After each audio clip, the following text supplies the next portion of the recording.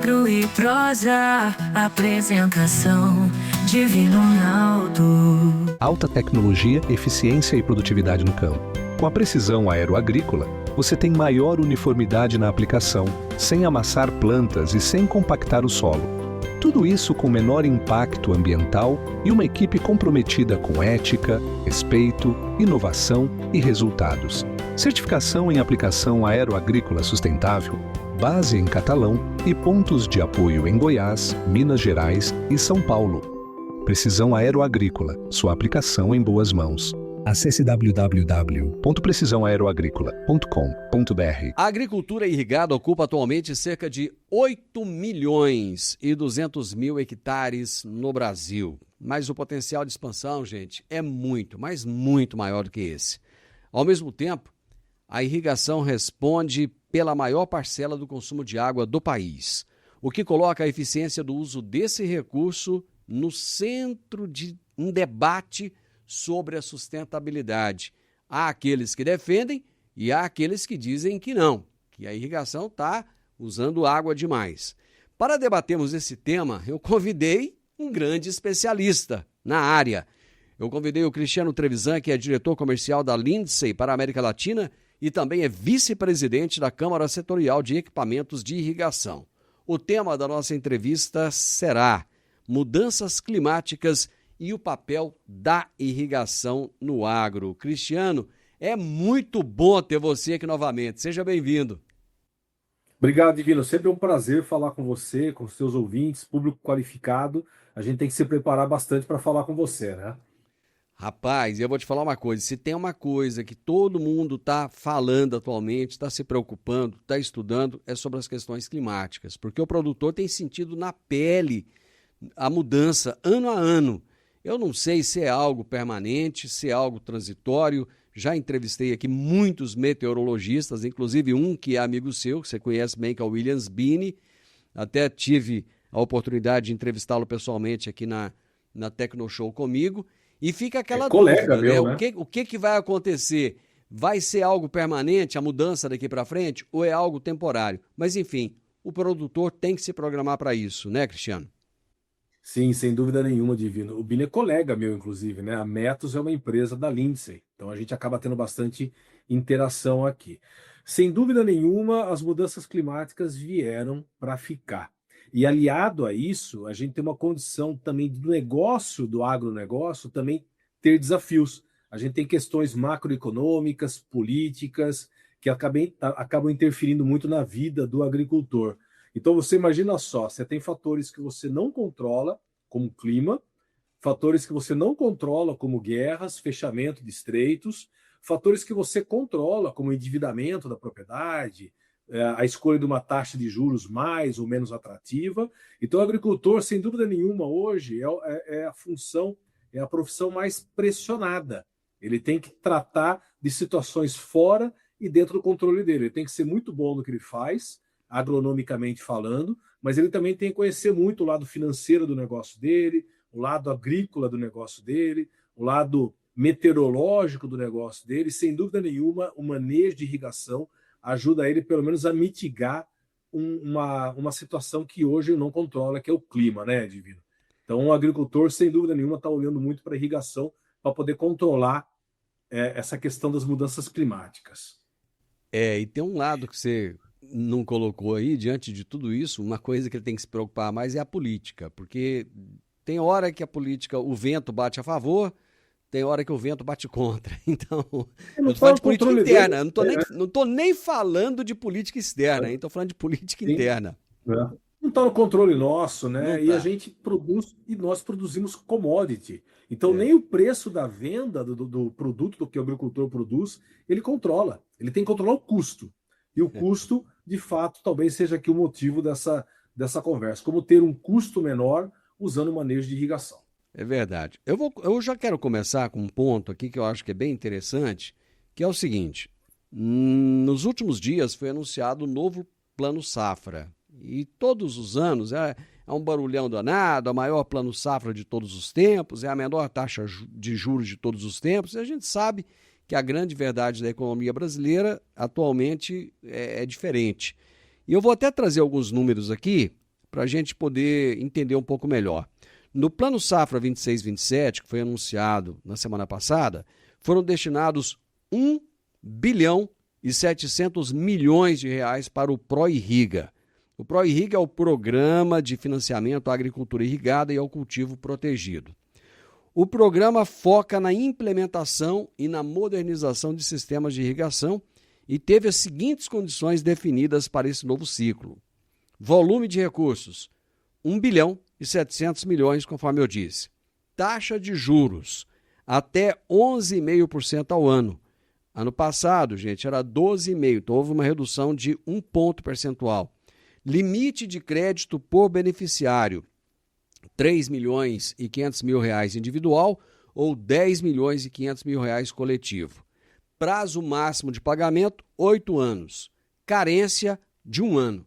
A pergunta que fica, Cristiano, é a seguinte: era isso mesmo que vocês esperavam ou isso ficou aquém do esperado e do necessário? Legal, boa pergunta.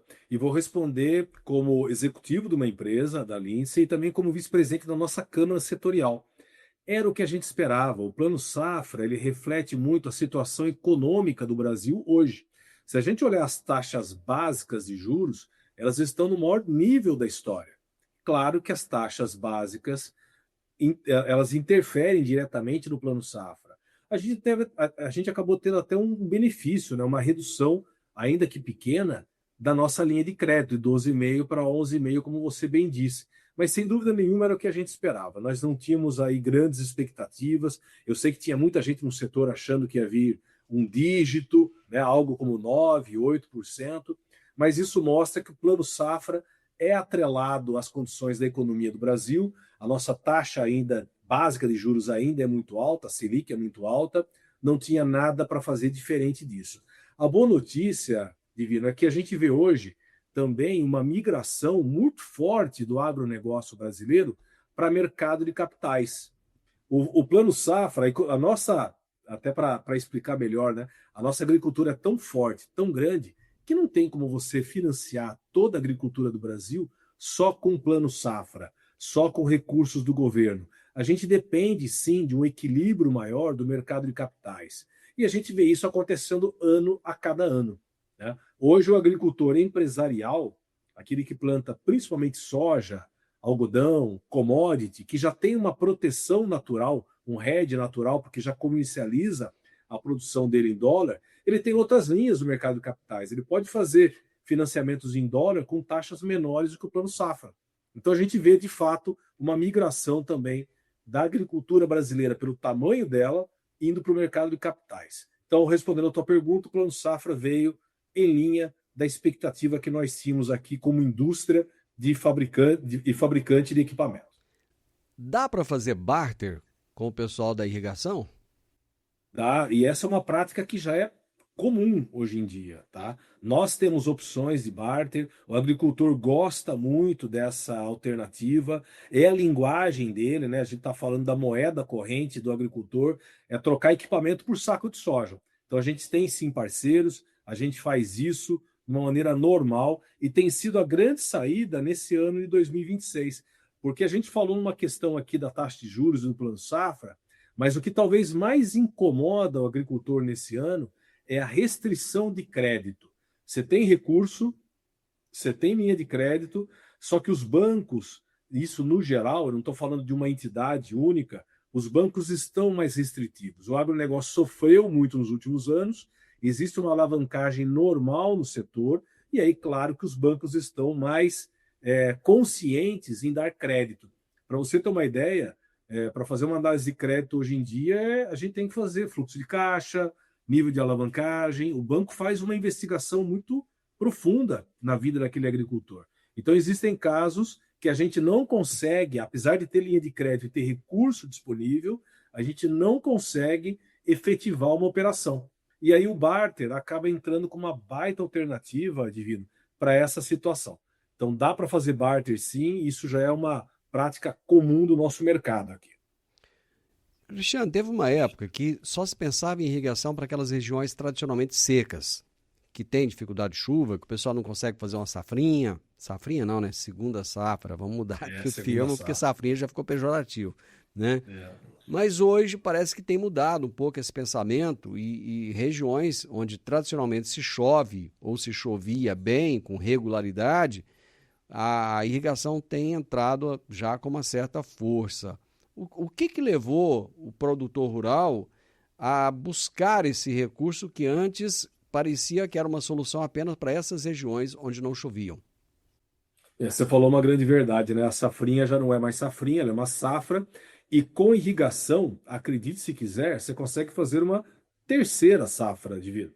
Então, Mato Grosso, feijão entre a safra e a safrinha, feijão já é uma prática comum lá, tá? Então, muita gente procura irrigação para poder dar mais rotatividade na terra e encaixar mais uma safra também, tá? O Rio Grande do Sul talvez seja a grande lição de vida, a grande escola para falar para a gente sobre mudança climática. É um estado que convive sempre com extremos. A gente tem épocas de grandes enchentes, grandes chuvas, e a gente tem época de grandes secas.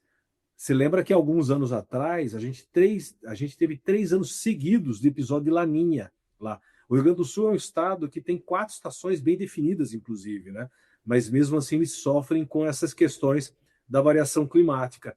Então, respondendo à tua pergunta, o Rio Grande do Sul é um grande exemplo. Mesmo com regimes de chuvas, 4 estações, né, um clima até temperado, né, para a grande média brasileira, é um dos estados que mais irriga no Brasil, por conta das mudanças climáticas e também por conta da irrigação promover para o agricultor uma cadência de safra muito melhor. Um outro exemplo é o Mato Grosso, que tem regras, o Mato Grosso e outros estados também, mas o Mato Grosso, usando como exemplo, ele tem regras muito rígidas de vazio sanitário. O vazio sanitário começa lá, eu não me lembro exatamente a data, mas Começou termina no dia agora, 25 de recentemente. setembro. Foi agora no final de junho. E termina em setembro numa data específica. Isso, deve Se ser por não, volta do dia se, 15 de setembro, por aí. por aí, 15 a 20 de setembro. Imagina você já tem uma janela muito apertada para largar a plantadeira no campo, para fazer a safra. Por causa do vazio sanitário, a tua janela ficou estreita. E aí, naquela semana não chove. As chuvas no Mato Grosso também perderam aquela cadência que eles tinham. Era um reloginho. Chegava setembro e começava a chover. Já não acontece mais. Teve um ano, acho que foi o ano passado, que as chuvas começaram em outubro só. Então, o agricultor sequeiro teve que atrasar o plantio dele 15, 20 dias. O agricultor irrigante plantou no dia que o vazio sanitário acabou. Um reloginho. Ele já veio, ele veio inclusive irrigando a área sem planta, sem semente, para aumentar a umidade do solo. Quando acabou o vazio sanitário, ele largou a plantadeira na lavoura. Então, olha que facilidade que você tem quando você irriga. Você pode fazer um planejamento muito maior. Teve uns anos, inclusive, Divino, que faltou semente no Mato Grosso, porque a gente teve um problema de seca, o vazio sanitário terminou, as pessoas plantaram, né, para aproveitar a janela, ela não germinou porque não veio a umidade da chuva, e depois teve que replantar. Então, além de perder a semente plantada, teve um trabalho, um custo operacional maior para voltar com a plantadeira lá para cobrir as falhas de plantio. Então, a irrigação te dá isso, te dá uma previsibilidade e te dá também um controle operacional nas operações que você tem na lavoura muito mais preciso. Então, essa é uma das vantagens que a gente vê, mesmo em áreas que você não tem lá uma tradição, uma necessidade de irrigação, você vê o pessoal se programando para ter irrigação. E eu sempre gosto de falar, né, para concluir nessa tua pergunta, lavoura é uma fábrica a céu aberto. Eu tenho uma fábrica de pivô aqui, né? E eu sei o quanto que é difícil debaixo do nosso galpão manter um processo produtivo constante. Imagina uma fábrica a céu aberto, uma fábrica de algodão, né? Se você coloca irrigação, pelo menos um fator ali você controla, que é a umidade e a chuva. É verdade. Eu vou aproveitar e fazer uma correção aqui. O vazio sanitário 2026 no Mato Grosso iniciou no dia 8 de junho e vai finalizar no dia 6 de setembro. O vazio de Goiás é que vem um pouco depois. O do estado de Goiás começou dia 27 de junho e vai até o dia 24 de setembro. Bom, exatamente. São datas que você tem que plantar em cima. Não dá para esperar 15, 20 dias depois a umidade do solo estar boa por causa de chuva, né? Tem que começar a plantar logo quando acaba o vazio. E você colocou um ponto aí bem interessante. Eu lembro, há uns 2, 3 anos atrás, o pessoal plantou a gente chama de plantar no pó, né? Terminou vazio, meter a semente lá no chão, cara, e realmente não choveu. Ou então vem uma chuva, porque acontece às vezes, né? O vazio termina dia 24, dia 25 chove. Tem gente que vai, mete bala. Cara, e aí fica 10, 15 dias sem chover. Aí pronto, azedou tudo. Mas. Agora imagina num cenário igual esse que a gente vive em 2026, com insumos muito caros e fertilizantes escassos. Uhum. Imagina você arriscar um plantio na poeira, né? Sem previsão de chuva, com expectativa de super El Niño, com fertilizante escasso, às vezes fazendo uma lavoura até com pouca tecnologia para economizar no insumo e ainda não chover? Você falou do Super El Niño aí, eu até gostaria de entrar um pouco nesse tema. Eu até conversei com o Bini a respeito disso. Depois eu entrevistei até a Desirê também a respeito desse tema. E a gente já sabe o seguinte, já tem lugar que o El Niño já está acontecendo. Já tem, essa semana até vi a manchete, não sei que país, eu nem lembro que país que foi, o El Niño já está atuando, já está acontecendo. Então é certeza absoluta que vai acontecer, né? Ao mesmo tempo, acontece de quando falta chuva, baixa o nível dos rios, diminui a água e entram muitas vezes restrições à irrigação.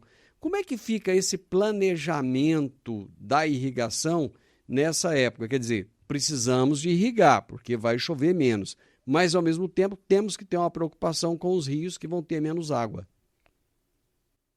Olha só que bacana essa tua pergunta, porque ela me dá a oportunidade de explicar que irrigação não é só o equipamento. Você está vendo aqui no meu ombro, aqui atrás, tem uma miniatura de um pivô, né? Tem aí, tô vendo. Então, imagina um pivô desse de 300 hectares, 400 hectares, 500 hectares, igual a gente tem na Bahia, ou pequenos, 10 hectares, 12 hectares, igual a gente tem no Paraná, no Rio Grande do Sul, aqui em São Paulo também, né? Irrigação não é só esse equipamento. O equipamento é o que entrega a água final na lavoura. Mas para ter um equipamento desse na propriedade, Divino, a gente tem que fazer uma programação e uma estruturação de infraestrutura na lavoura, na propriedade do cliente, muito importante. E o agricultor irrigante é talvez o agricultor mais fiscalizado do setor, porque ele tem que ter outorga d'água, licença de operação, licença do reservatório dele. E a reservação de água é algo que ele se preocupa e que mitiga esses efeitos que você está comentando. Explico. Para ter irrigação, você tem que ter água. Ou água de superfície ou água de poço. E você reserva a água também. Você já viu nas propriedades que você visita aqueles grandes reservatórios. Ali tem água de chuva. Ali tem água de poço. Então, o que a gente faz? A gente reserva a água quando tem excesso, quando chove, e depois a gente usa a água reservada na lavoura durante os meses de estiagem. E aqui em São Paulo, é muito comum a gente ter de junho até setembro, outubro, uma estiagem muito forte. O agricultor que irriga, ele armazena água e usa nesse período. Então a gente não tem, de fato, uma utilização maior da água, porque a gente se preocupa, o irrigante, em armazenar ela e usar quando precisa.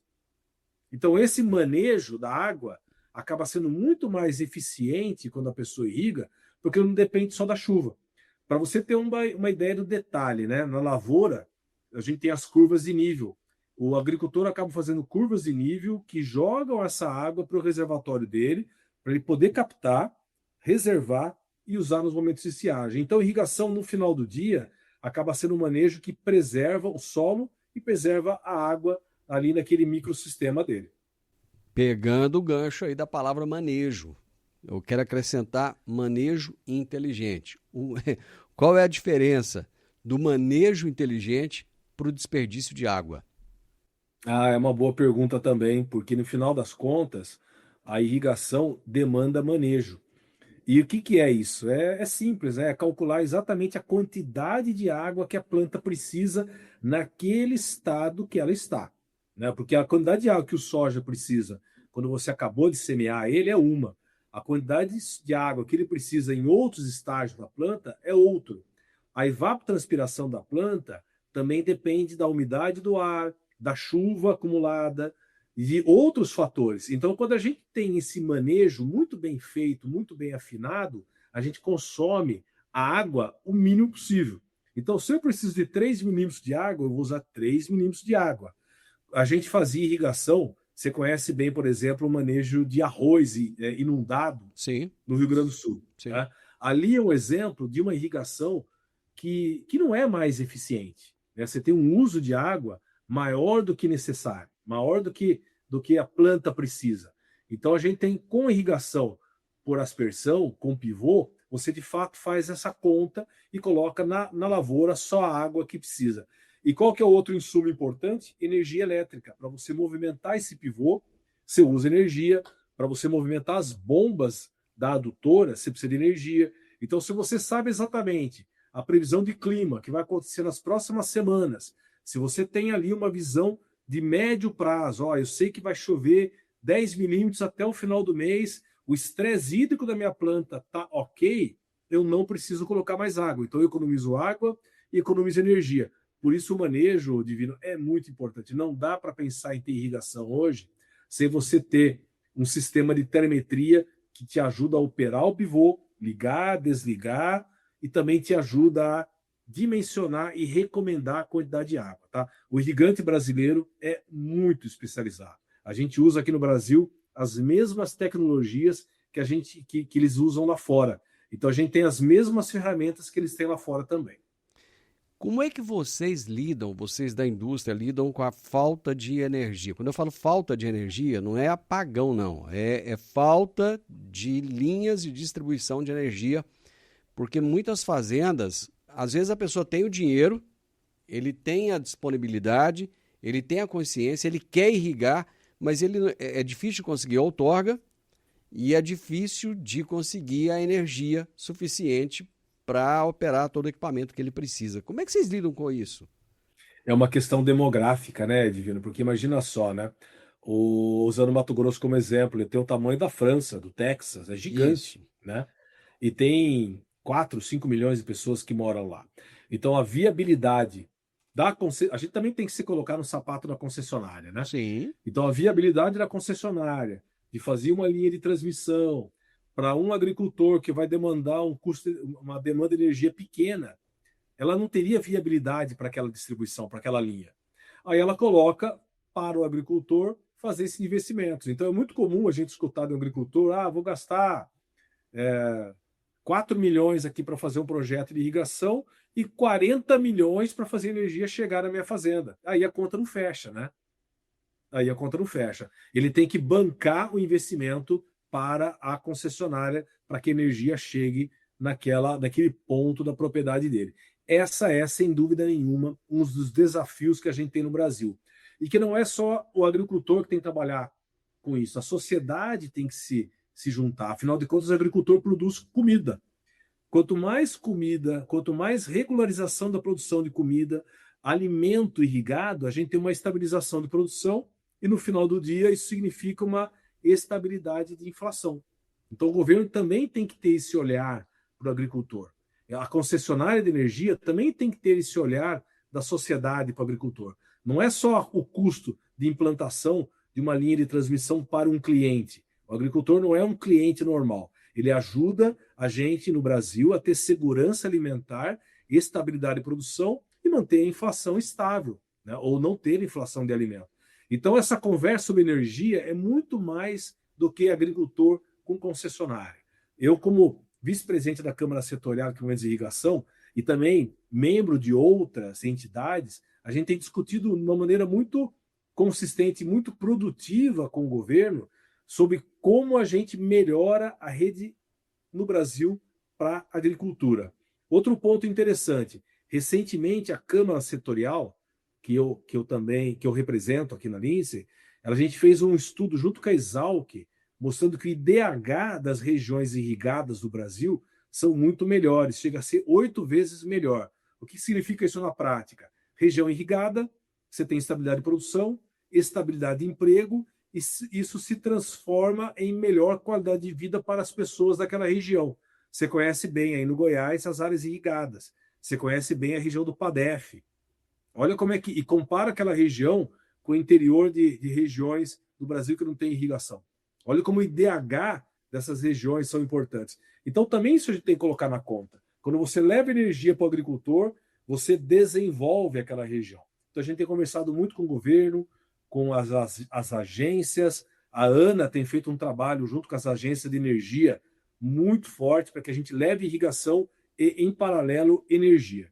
E, para concluir, existem tecnologias também que mitigam a falta de energia com soluções híbridas. Então, é muito comum a gente ter pivôs hoje que funcionam de forma híbrida, com gerador, com solar e até com BESS, né, com baterias. Então, a gente tem hoje algumas soluções que ajudam, mesmo que você tenha lá pouca energia disponível e o agricultor quer expandir a quantidade de pivôs que ele tem, a gente consegue ali fazer um mix híbrido, colocando um pouco de energia que ele tem, junto com solar, junto com bateria e até com gerador a diesel também. Então, tem opções. O que eu recomendo para o agricultor que não tem energia é sentar com a gente, sentar com um fornecedor de irrigação e fazer um plano diretor. Esse plano diretor, ele vai colocar no papel qual é o cronograma dele. Eu quero tantos pivôs esse ano, o ano que vem eu quero aumentar minha área irrigada para mais X, e aí ele também vai conversando com a concessionária, e a concessionária também faz um plano diretor de expansão de energia para aquela região. Se conversar, Divino, as coisas andam. A gente tem que fazer planejamentos. Acho que essa é a palavra que fecha essa tua pergunta em relação à energia elétrica. A gente tem que planejar juntos. Como é que vocês lidam contra a militância? A militância contra a irrigação. Porque você falou da ANA aí, ANA, para quem não sabe, é a Agência Nacional de Águas. Ela aponta que a agricultura irrigada é o maior usuário de água do país. A militância que eu estou dizendo é aquela que fala que vocês estão tirando a água dos rios, gastando essa água. Existe até uma teoria que diz o seguinte: nós não estamos gastando água, porque à medida que você irriga, existe uma evaporação da água e o ciclo todo se renova, né? Mas essa galera fala que não, que vocês estão só gastando e essa água deve estar indo para Marte. Como é que vocês lidam com isso, hein? Essa é uma boa pergunta. Lidar com desinformação é só você promover informação para as pessoas. Eu estava recentemente em Luiz Eduardo Magalhães, a gente teve a Bahia Farm Show, e aquela região dá um show de informação.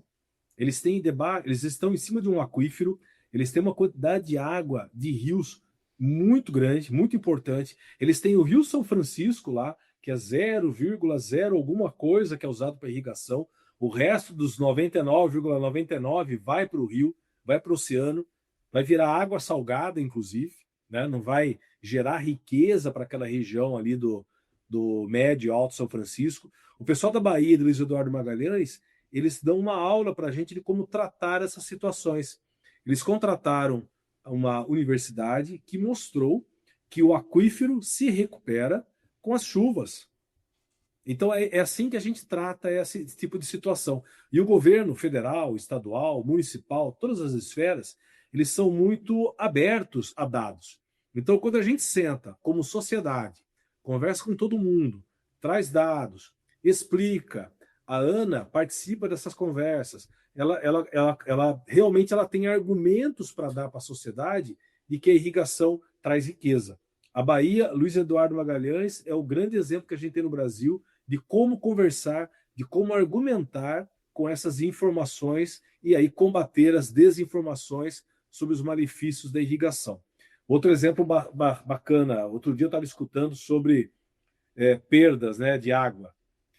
Os municípios são os grandes responsáveis pelo fornecimento de água para as residências. É muito comum você ter um município em que a entidade de água ela tenha lá calculado já, né, de 40% a 50% de perda de água. Então, o que ela produz na ETA dela, né, na estação de tratamento de água, e o que ela cobra nos hidrômetros das casas. A diferença é de quase 50%.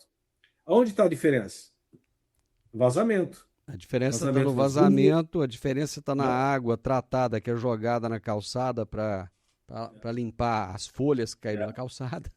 Exato. Então a gente tem, na realidade, o ambiente urbano, eu não quero colocar ninguém contra ninguém, não me entenda mal aqui, né? Não é essa a intenção. Mas o ambiente urbano versus o ambiente rural, você pode ter certeza nenhuma que no ambiente rural a gente tem controle, a gente tem válvula de vazão, a gente tem demanda de mandar para a ANA, para a Agência Nacional de Águas, exatamente as informações que você está captando a água que o teu outorga permite. Então você tem uma gestão, um controle no mundo agrícola, no mundo do agronegócio, muito maior do que a gente tem no controle urbano. E por quê? Porque é muito mais fácil, né? O mundo urbano, uma cidade como São Paulo, por exemplo, né? Milhões de pessoas consumindo água, como é que você controla isso? É muito difícil, né? É por isso que irrigação tem que ser feito sempre com muito critério, as licenças têm que ser muito bem feitas, o agricultor já tem esse costume de fazer a gestão de água, né, muito precisa, ele tem sistemas, ele tem sensores que ajudam ele a fazer esse manejo. Então, sem dúvida nenhuma, combater desinformação, respondendo a tua pergunta, é dando dados e dando informações para a sociedade. É verdade. O principal aquífero que tem lá naquela região oeste da Bahia é o Urucuia, que tem lá 4 trilhões de metros cúbicos de água. Mas nosso tempo já acabou aqui, mas você colocou um ponto aí bem interessante. Por exemplo, a irrigação está evoluindo. A gente falou aqui de internet das coisas, de meteorologia, de dados, de você não apenas jogar água, mas colocar fertilizante, colocar uma série de coisas ali. E, no entanto, às vezes a gente chega no hotel, você liga a água para tomar banho, tá frio, você tem que esperar 2 minutos de água escorrendo para poder esquentar, chegar na temperatura ideal para você tomar banho. Imagina a quantidade de água que joga fora. Mas esse é tema para um outro assunto. Meu amigo, é sempre prazeroso, é muito bom conversar com você. Quero deixar um abraço aí para o Bini. Você que encontra o Bini de vez em quando. Colega nosso aqui. Pois é, dá um abraço nele aí. E não demora a voltar, não. Aparece mais vezes, viu? Conta comigo. Falar de irrigação é apaixonante. Eu estou nesse mercado há 6 anos, vim do universo de máquinas, trabalho com agronegócio há 30 anos e eu não enjoo de falar.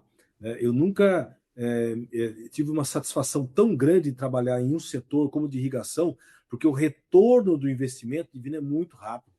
Mesmo com essas taxas de juros altas, né? Mesmo com essa valor da commodity depreciada, a gente tem um retorno de investimento na casa de 2 anos a 3 anos. Não existe investimento que o agricultor faz na propriedade dele que retorna tão rápido. Então é muito prazeroso trabalhar com irrigação e conte comigo, sempre que você precisar de alguma coisa, conte com nós da Lindsay também. Meu amigo, um abraço. Fica com Deus.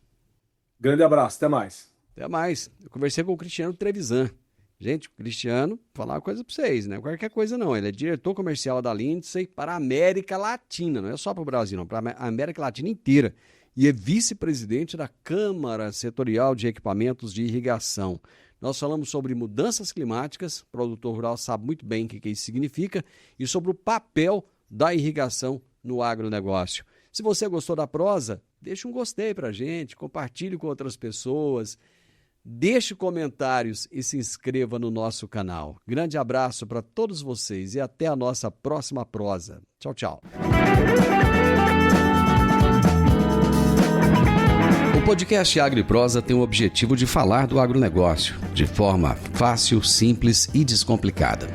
Diariamente conversamos com os maiores atores do agro e abordamos os mais diversos assuntos de interesse de produtores rurais, técnicos, pesquisadores, profissionais da área e simpatizantes do agronegócio. Se você gosta do nosso podcast, então você pode nos ajudar. É muito simples. Basta seguir-nos nas principais plataformas de streaming e também no YouTube. Se você deixar um gostei, compartilhar os episódios e deixar um comentário, já vai nos ajudar muito a dar relevância tanto ao podcast quanto ao canal. E o mais importante de tudo, nos siga para receber notificações de novos vídeos e episódios. Um grande abraço para você e até a nossa próxima prosa.